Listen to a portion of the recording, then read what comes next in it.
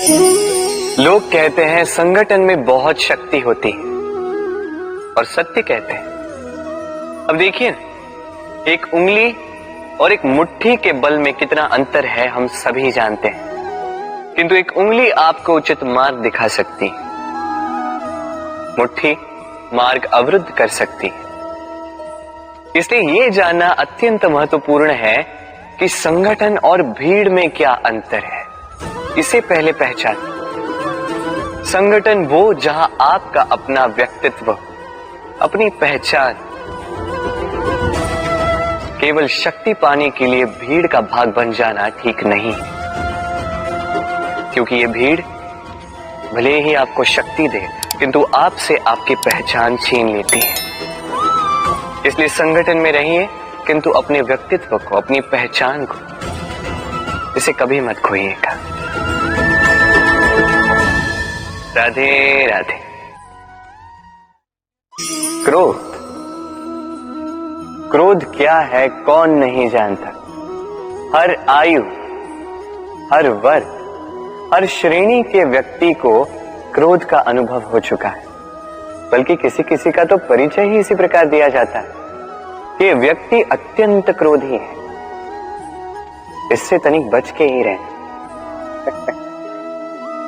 अब क्रोध क्या है हम सभी जानते हैं, किंतु ये क्रोध कर क्या सकता है ये बहुत कम लोग जानते हैं। क्रोध कुछ इस प्रकार है, किसी जलते हुए अंगारे को पकड़ना और किसी और की ओर फेंकना। अब इसके पीछे आपकी मंशा होती है सामने वाले को जलाने की, किंतु उससे पहले तो आपके स्वयं के हाथ जल जाते हैं। तो स्मरण रखिएगा, जब भी आप किसी और पर क्रोध करते हैं, सर्वप्रथम वो आपके विनाश का कारण बनता है।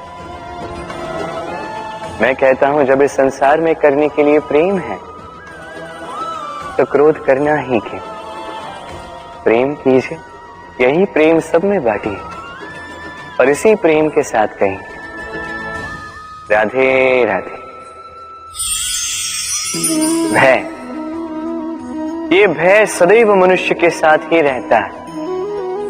कुछ खो देने का भय, जो पा लिया उसे खो देने का भय। अब जिसके हम निकट हैं उसके दूर चले जाने का भय, जो हमारा है हमसे छिन जाने का भय। अब मनुष्य सारा जीवन व्यतीत कर देता है इस भय की छाया में, किंतु क्या कभी आपने ये सोचा है कि ये भय हमें क्यों लगता है। ये भय हमें इसलिए लगता है क्योंकि हम उस व्यक्ति, उस भाव, उस वस्तु को स्वयं से समेट कर रखते हैं। हम स्वयं उसे इतनी शक्ति दे देते हैं कि वो जब चाहे तब हमें छोड़कर जा सकता है, हमें कष्ट पहुंचा सकता है। किंतु यदि हम उस भाव, उस व्यक्ति, उस वस्तु से निर्लिप्त रहें, उसके आकर्षण से हम मुक्त हो जाएं, तो ना ही वो हमें छोड़कर जा सकता है, ना ही हमें कष्ट पहुंचा सकता है। इसलिए स्वतंत्र रहिएगा और सबको स्वतंत्र रखिएगा, प्रेम को भी। राधे राधे। अस्तो मां सद्गमय, तमसो मां ज्योतिर्गमय, मृत्युर्मां मृतम गमय। कभी आपने सोचा है, काला रंग ना होता तो क्या श्वेत रंग आपको भाता। रात्रि का अंधकार ना होता तो सूर्य प्रकाश का अर्थ हमें समझ आता। ये थकान ना होती तो क्या विश्राम का अर्थ हम समझ पाते। ये भूख ना होती तो क्या इन स्वादिष्ट व्यंजनों का अर्थ हम समझ पाते। क्या इन सब का आनंद हम ले पाते। स्मरण रखिएगा, इस संसार में कोई भी भाव या वस्तु बुरी नहीं। यदि आप मानते हैं कि बुरी है तो किसी कारण से ये बुराई आवश्यक है, अन्यथा ईश्वर इसे हमारे संसार में रखते ही। इस बुराई का उद्देश्य है हमें अच्छाई का आभास करवाना, ताकि हम अच्छाई में अपना लक्ष्य साध सकें। इसलिए बुरों से कभी घृणा मत कीजिए, ये तो केवल भलाई की आवश्यकता के जनक है, उन्हें भले में परिवर्तित कीजिए, असत्य से सत्य की ओर ले जाए, अंधकार से प्रकाश की ओर ले जाए, मृत्यु से अमरत्व की ओर ले जाए, किंतु प्रेम के पथ से। राधे राधे। अक्सर हमारे पास एक बहाना होता है, एक खींच होती है कि संसार में हम करें तो क्या करें, जो हम करना चाहते हैं वो पहले ही कोई कर चुका है, हमारे पास तो कुछ करने के लिए ही नहीं है। यदि आपको उदाहरण दूं तो इन पूजा की थालियों को देखिए, पहले से ही सब कुछ सज्ज करके रख दिया गया है। अब ऐसे में हम सोचते हैं कि करना क्या शेष है, सब कुछ तो पहले ही हो चुका है। अब यहाँ पे समस्या कर्तव्य में नहीं है, यहाँ समस्या हमारी सोच में। हम ये सोचने में समय व्यतीत करते हैं कि क्या हो चुका है। हमें ये सोचना चाहिए कि क्या करना अब भी शेष है जिसमें हम अपना योगदान दे सकते हैं।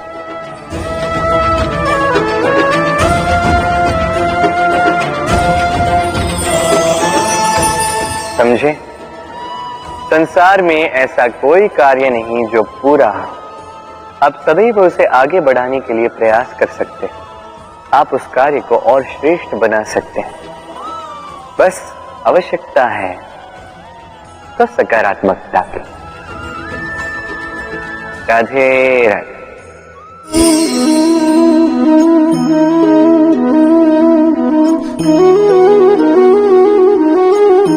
चलिए आज आपसे एक प्रश्न पूछता हूं। मनुष्य अंधकार से भयभीत रहता है, ऐसा क्यों? इसका उत्तर है कि इस अंधकार में मनुष्य कुछ देख नहीं पाता, न आगे देख पाता है न पीछे, आसपास क्या है समझ नहीं पाता, न अपनी राह देख पाता है न अपना लक्ष्य, इसके कारण अपना विश्वास खो देता है और इसी कारण से भयभीत हो जाता है।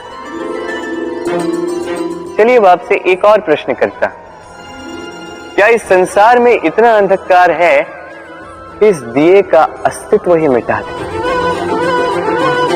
नहीं, उल्टा ये दिया अंधकार को चुनौती देता है, स्वयं जलकर संसार को प्रकाश देता है ये छोटा सा दिया। अब जब ये छोटा सा दिया अंधकार से भयभीत नहीं होता, तो भला आप क्यों असफलता से भयभीत होते हैं? आपके भीतर एक अमर आत्मा है, बस आवश्यकता है तो उस आत्मा को जगाने की। अपने भीतर की इस ऊर्जा को जगाकर तो देखिए, सब कुछ दिखेगा। राधे राधे। विवाह प्रेम का लक्ष्य है, ये भ्रम है था। और इसीलिए मनुष्य सदैव ये भूल कर बैठता है, सोचता है कि विवाह ही प्रेम का लक्ष्य है। मनुष्य प्रेम को पाना ही प्रेम समझ लेता है। अब देखिए ना, इस संसार में कुछ ऐसे भी भाग्यशाली लोग हैं जिनका विवाह उनके प्रेम के साथ होता है। कुछ का प्रेम ऐसा भी जिन्हें विवश होकर ना चाहते हुए भी किसी और के गले में वरमाला डालनी पड़ती है। किंतु ये दोनों भूल कर बैठते हैं था। विवाह के पश्चात वो सोचते हैं कि हमें तो सब कुछ मिल गया, हमने तो प्रेम प्राप्त कर लिया, हमारा लक्ष्य पूर्ण हुआ। किंतु उसके पश्चात ये जो प्रेम है था कहीं ना कहीं खो जाता। और जिन्हें प्रेम ना मिला वो प्रेम ना मिल पाने की पीड़ा में प्रेम ही भूल जाते हैं। समर्पण, 100% निस्वार्थ समर्पण, वो समर्पण जो किसी मां के मन में अपने संतान के लिए होता है।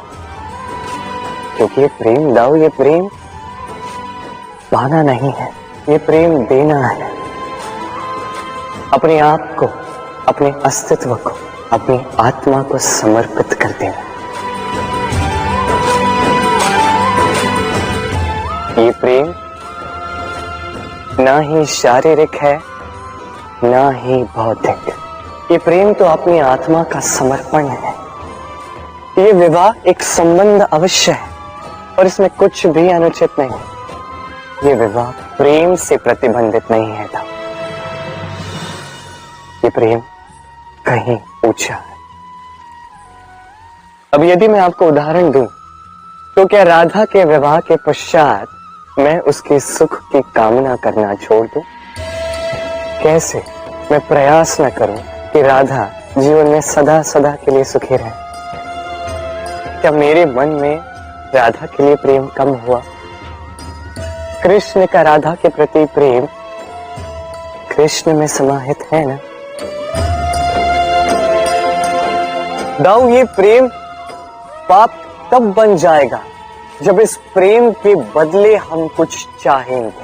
किंतु यदि ये प्रेम समर्पित हो तो ना ही ये अनीति है, ना ही ये पाप है। पर सेतु बांधने की कथा के विषय में तो आपने सुना ही होगा। श्री राम की सेना को 100 योजनों के समुद्र को पार करके लंका पर आक्रमण करना था। वास्तुका, नल और नील ने सेतु बांधने का उपाय सोचा, किंतु अब सेतु बांधा कैसे जाए? समुद्र इतना गहरा है, कितने पत्थर डाले जाए कि पार करने लायक स्थान हम समुद्र से ले सके। तब किया गया एक काम,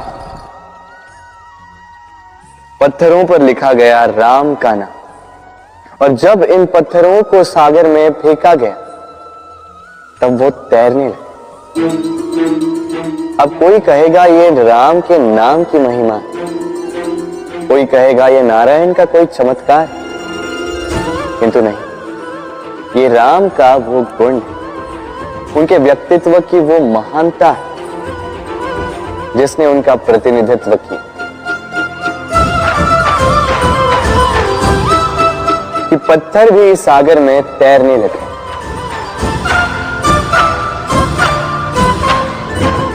उसी प्रकार जहां हम नहीं होते वहां हमारे गुण हमारा प्रतिनिधित्व करते हैं। हमारे नाम की शक्ति हम स्वयं बनाते हैं, अपने कर्मों से, अपने गुणों से। अब चयन आपका है। आपके नाम के सहारे कोई विपदा से बाहर निकल आता है या आपके अपयश के दुष्कर्मों से कोई डूब जाता है। अच्छे से चयन कीजिए। राधे राधे। कभी किसी पंछी को देखा है? जब उसे अंडे देने होते हैं तो वो सर्वप्रथम एक स्थान खोजता है, एक स्थान जो वर्षा, धूप, शत्रुओं से सुरक्षित हो। फिर वो अपना घोंसला बनाता है, फिर अंडे देता है, और फिर जब उन अंडों से नन्ही संतानें निकल आती हैं तो उन्हें भोजन देता है, उनकी सुरक्षा करता है। परंतु जब उनके पंख निकल आए तो ना उन्हें भोजन देती है, ना ही उन्हें घोंसला बनाना सिखाती। उड़ने की कला सिखाती है बस। फिर वो नन्ही संतानें उड़ने की कला सीखकर स्वयं अपना भोजन लाना सीख जाती, स्वयं घोंसला बनाना सीख जाती। और हम मनुष्य क्या करते हैं? संतान के बड़े होने के पश्चात भी उनकी चिंता में सूखते हैं, प्रयास करते हैं कि उनके लिए घर बना सके, अपनी संतान को और भी शक्तिशाली बनाने के स्थान पर पंगु कर जाते हैं। जीवन में वही कीजिए जो एक पंछी करता है। अपनी संतान को उड़ने की कला सिखाई, संस्कार दीजिए और एक समय के पश्चात उसे स्वयं अपना आकाश चुनने को मुक्त कर दीजिए। राधे राधे। अब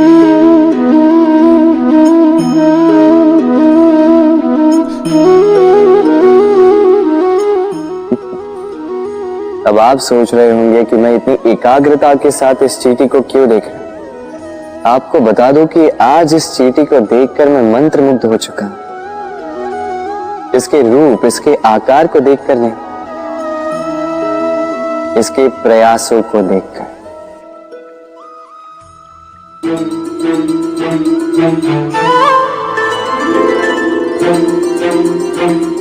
आप जानते हैं, अनगिनत प्रयासों के पश्चात चींटी अपना एक छोटा सा घर बना पाती है, जो अन्य जंतुओं के लिए सरल सी बात है। वो चींटी के लिए उसके जीवन की सबसे बड़ी घटना, सबसे बड़ी सफलता है। भविष्य में चींटी रहे न रहे, इनके बनाए हुए घर वर्षों पश्चात तक टिके रहते हैं। जीवन में सफलता के साथ भी ऐसा ही होता है। आपको एक दिन में सफलता नहीं मिलती, किंतु यदि आप प्रतिदिन प्रयास करते रहे तो एक दिन आपको सफलता अवश्य मिलेगी। स्मरण रखिएगा, भाग्य के द्वार उनके लिए नहीं खुलते जो हार मान लेते हैं। भाग्य उनका स्वागत करता है जो उठकर उनके द्वार खटखटाने का प्रयास करते। तो प्रयास करते रहे, सफलता एक न एक दिन आपके पास आएगी। राधे राधे। क्या प्रेम में विवाह करना अनिवार्य है? तुम्हें क्या लगता है? बात बुराई की नहीं है राधा, बात है बंधन और जुड़ाव की। राधा, विवाह एक ऐसा पवित्र बंधन है जो दो लोगों को एक जीवन के लिए बांध के रखता है। किंतु प्रेम एक ऐसी भावना है राधा, जो दो प्रेमियों को अनंत काल तक जोड़कर रखती है।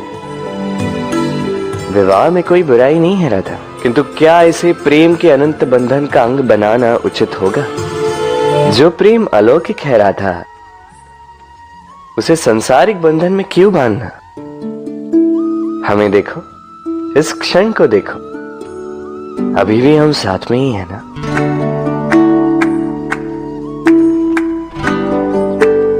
प्रेम भी यही सिखाता है राधा कि दो लोग, दो प्रेमी पूरे अस्तित्व के साथ हर क्षण एक दूसरे के संग बिताएं, बिना भविष्य की चिंता किए और इन आशाओं और आकांक्षाओं के खेल से परे होकर एक दूसरे को समझें। ये तो समय ही बताएगा ना राधा कि हम एक दूसरे के विकार, गुण, अवगुण जानते हैं या अब भी कुछ जानना शेष है। ये ताला देख रहे हैं आप? ये ताला प्रहार से भी खोला जा सकता है, प्यार से भी खोला जा सकता है। अर्थात इस ताले को आप इस चाबी से भी खोल सकते हैं, इस हथौड़े से भी खोला जा सकता है, किंतु खुलने में अंतर होगा। यदि आप इस ताले को प्रहार से खोलोगे तो ये पुनः काम नहीं आएगा, किंतु यदि आप इसे चाबी से खोलोगे तो ये सदा काम आएगा। हमारे जीवन में संबंध भी कुछ इसी प्रकार होते हैं। हमारे जीवन के आनंद रूपी धन की रक्षा करते हैं, किंतु प्रेम से। यदि क्रोध से किया जाए तो फिर वो किसी काम के नहीं रहते। इसलिए उन्हें सदा प्रेम की चाबी से खोलिएगा, क्योंकि हर बार नया ताला ला सकते हैं आप, नए संबंध नहीं ला पाएंगे। राधे राधे।